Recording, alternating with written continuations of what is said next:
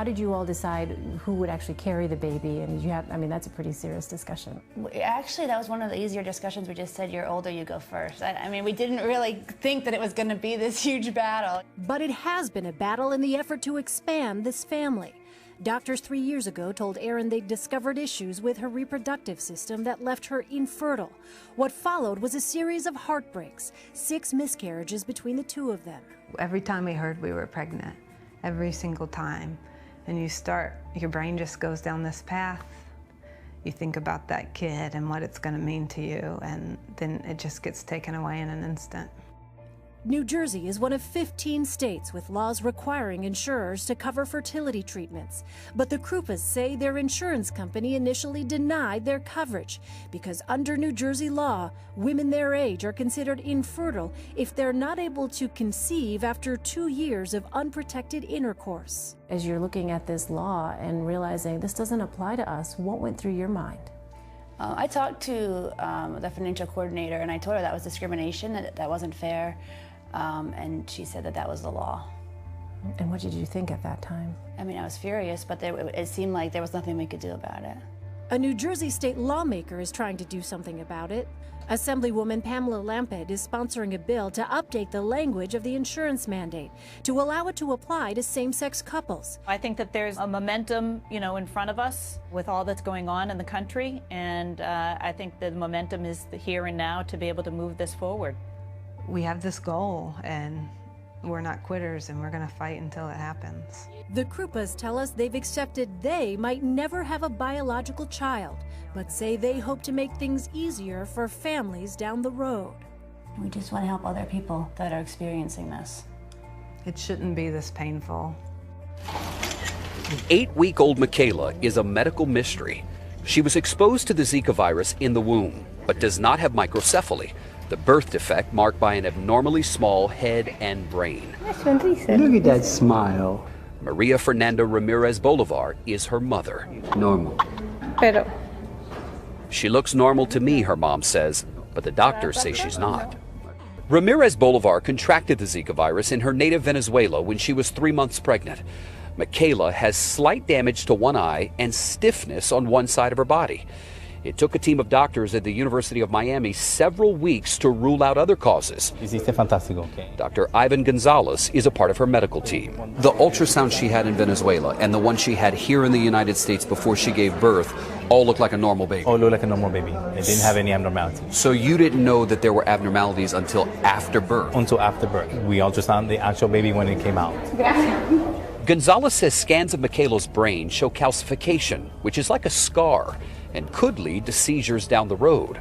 Her prognosis is uncertain. How long do you think you'll have to study a child like Michaela? It's very difficult to say right now how long we need to follow her. The plan for now is to follow her about 5 to 6 years. There is also more evidence today the effects of Zika are not limited to babies.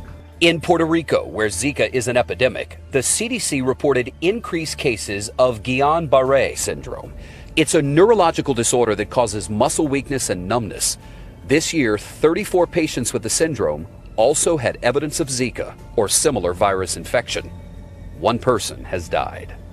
As we head into the regular NFL and NBA season, don't be surprised when multi-million-dollar athletes start opening their uninformed mouths in an attempt to sway the national conversation towards division.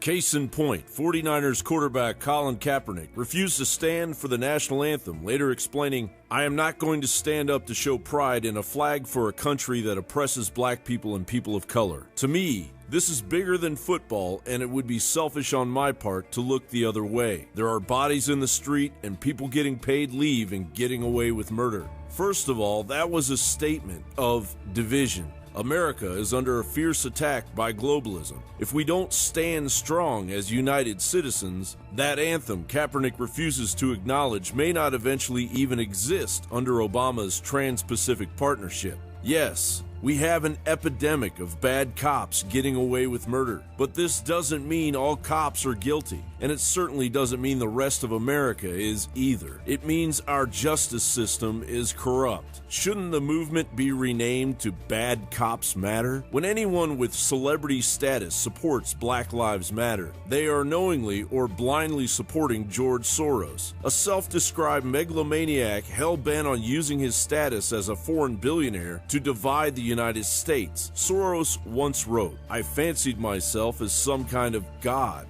If truth be known, I carried rather potent messianic fantasies with me from childhood, which I felt I had to control. Otherwise, they might get me into trouble." That's who you ultimately support, Kaepernick. You want to change things? Acknowledge the breakdown of civilization that allows 483 people to be killed in Chicago so far this year. Education has been repackaged and become an unaffordable burden. Industry and commerce have been shipped overseas. Opportunity has become scarce. It's not race that matters. It's the economy, stupid. Breitbart reports, more proof came out today when our own Commerce Department downgraded the second quarter GDP from a horrendous 1.2% growth to a depressing and tragic 1.1%. Our economy is wrecked and dysfunctional. To make matters worse, there is a huge deficit of skilled labor, welders, electricians, machinists that the upcoming generations aren't claiming. Where is the effort to steer that kid off the mean streets into a life of responsibility and relative comfort? Kaepernick, take it from Seahawks cornerback Richard Sherman, who recently said, "I was not suppressed by any man or woman, white or black. I worked myself up from Compton High School to a scholarship at Stanford University, and I did it myself. It is out of the mouths of cheap thugs that are hurting our young and taking away the chances they have to make themselves a productive part of society. Brothers and sisters, the only slavery in America now is the one you put yourself into." Kaepernick.